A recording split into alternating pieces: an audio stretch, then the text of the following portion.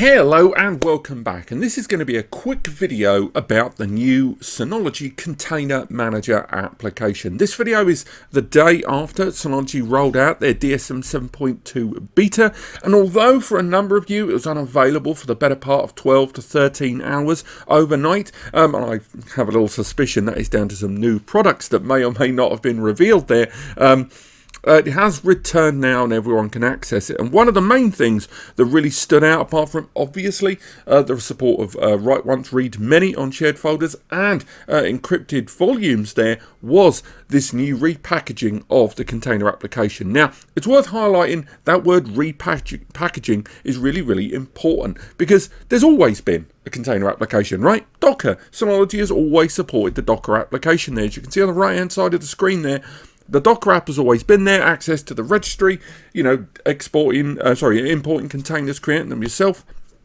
And although Synology first kind of talked about this in a few places online with regard to their own sources and lots of third-party ones out there about readdressing the container app there in their own formative way, to the point where it was going to be a whole refresh there, it still is the Docker application. You can see on the left-hand side of the screen on DSM 7.2, I hate seagulls. On the DS920 here, I have with DSM 7.2, it is still developed by Docker.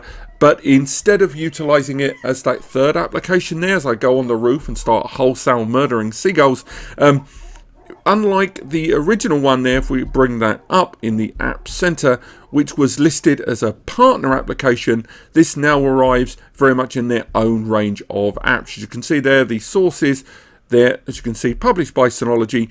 But what's really intriguing there is that install version. It is certainly not just the same app. There's a few bells and whistles, and in today's video I'm going to be comparing Docker, the original Docker application currently available in DSM 7.1, with that of the Container Manager there that Synology have repackaged, because there are some changes in the GUI. Not huge changes, but certainly a few little ones for good or for bad. And of course, the other thing we need to touch on is that now we can use container applications on some ARM-based NASes. So if you went into the download manager there, that's the new DS223 that's utilising a new Realtek RTD 1619B.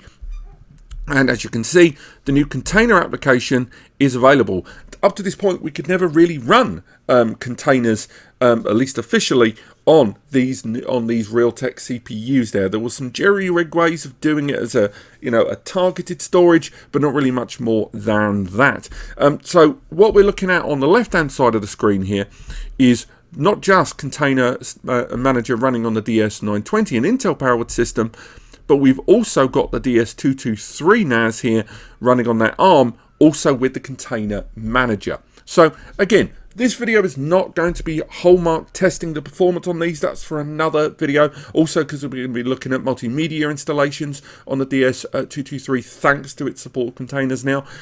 We're really looking at how these two apps compare in terms of the user experience in their GUI. So straight away, the first thing that must have hit you by now is the visual first screen there we can see. So straight away, because I'm already running a container area there, because I installed Portainer there, more on that later in the video, on the DS223, we're seeing a little bit more information. But the first thing that strikes you is, those of you that ever use Docker, and again, there are other YouTube channels out there that cover Docker in considerably more detail than me. I am definitely not your source for container information.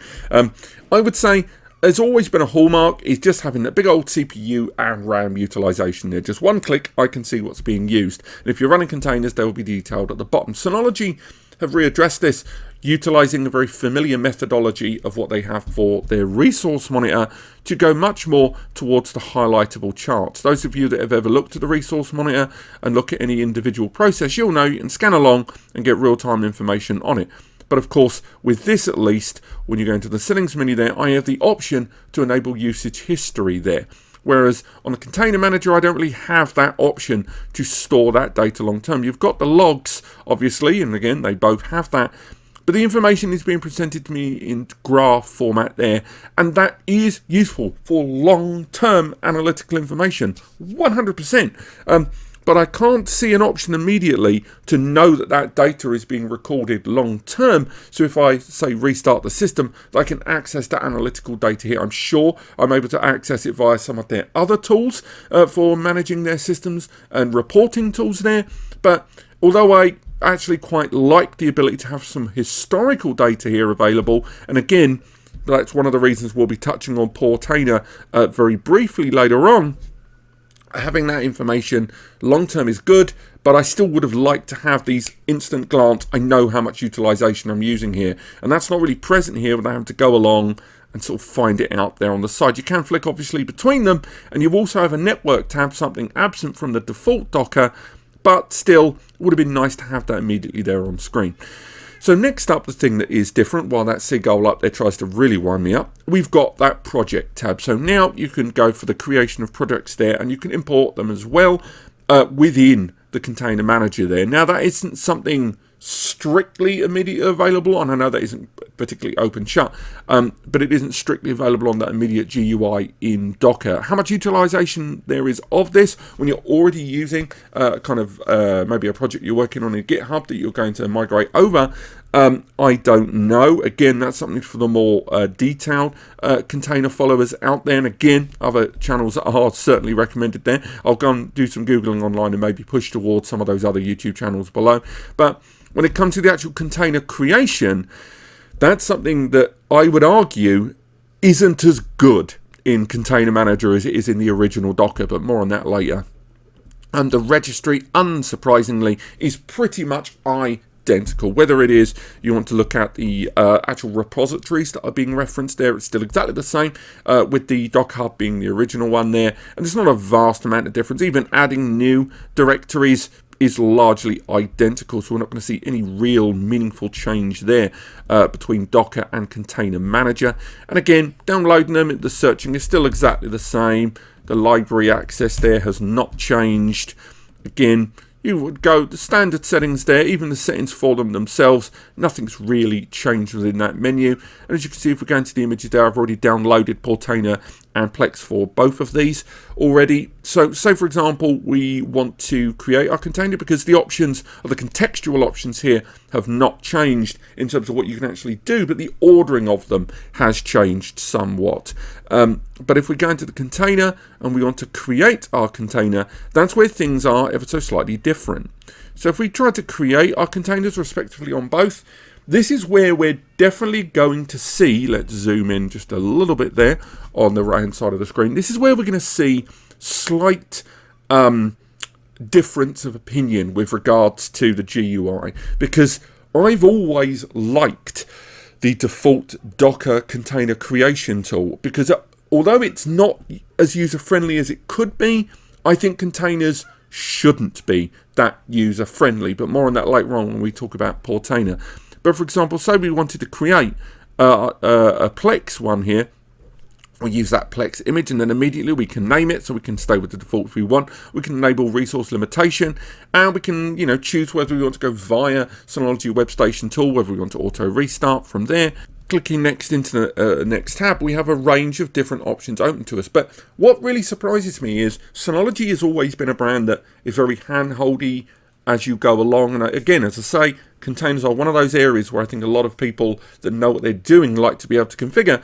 But I'm kind of surprised that they have thrown all this information all in one screen. If we try to extend it out, we can't increase the size of this window. So again, you've got your port settings, you've got the ability to connect those folders that you create within Docker. Multimedia users will know you'll need to create not only folders for that Docker Plex application, but also connect it with those existing directories. But look, the options there then afterwards, network environment where the individual logs are going to be kept, stuff like that, and storage and abilities. From there, we still have to give it those assignments that I've created there, remove those variables. And again, don't follow what I'm doing. I'm not creating a container accurately at all. And you would go ahead and click finish there. So all the options and the configurations are there. But what I always liked about Docker container creation in Docker is, again, I would select my destined image. From there, that's when I would choose whether I want you to select network or the Docker host.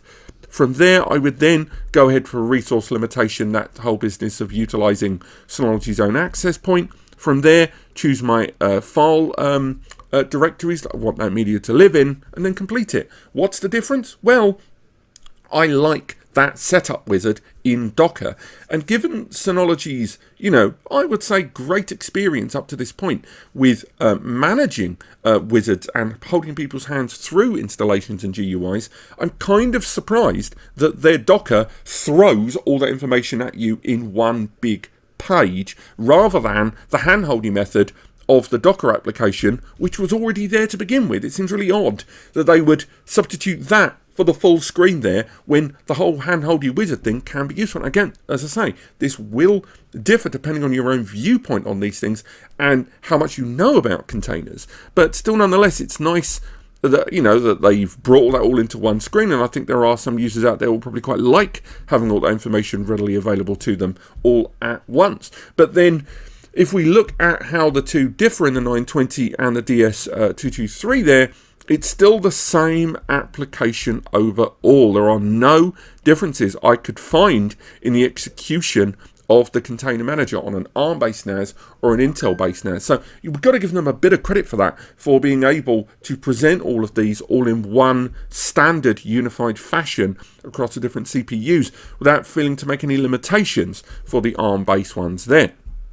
And again, when it comes to creating a new network, the options have largely remained the same. Again, that's no change whatsoever, and you can see they're trying to change between the size of these files. Things are going back and forward. But overall, at least the user experience of Docker has not changed. Let's zoom out from there. A great deal. It just seems to me the creation wizard is not quite as smooth as it is on Docker when we look at it in more detail on that Container Manager. Now, I mentioned earlier on in the video, as I said, I said in the intro, it's going to be a brief overview.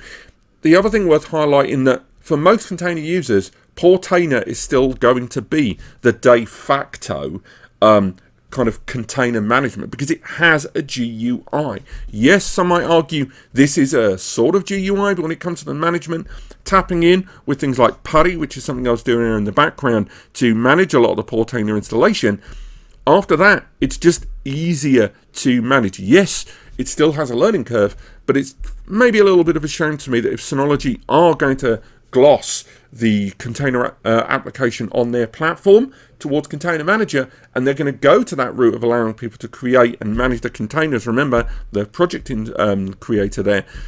It's a real shame for me that they haven't gone the extra mile a little bit and tried to emulate Portainer to a degree, which provides a nicer middle ground between those that want to fully spec out the containers and manage multiple containers, as well as have more of a GUI to manage it and have less of an over-reliance on command line. But this has been a very brief overview of the Container Manager application in beta, very, very important right now for DSM 7.2. When it's fully rolled out, we'll do a much deeper jump into this. But apart from that, thank you so much for watching. I hope you've enjoyed this. We've got a few other kind of zoom ins on some of the features of DSM 7.2 coming very, very soon. And once again, bear in mind that DSM 7.2 beta is now alive again, and you can access it. So there should be a link in the description to take you there, or a link to the article that we already made, which, if you again just scroll straight down there, and there's access to DSM beta there. Just go ahead, slam in your NAS and find it. But apart from that, thank you so much for watching. I hope you've enjoyed this,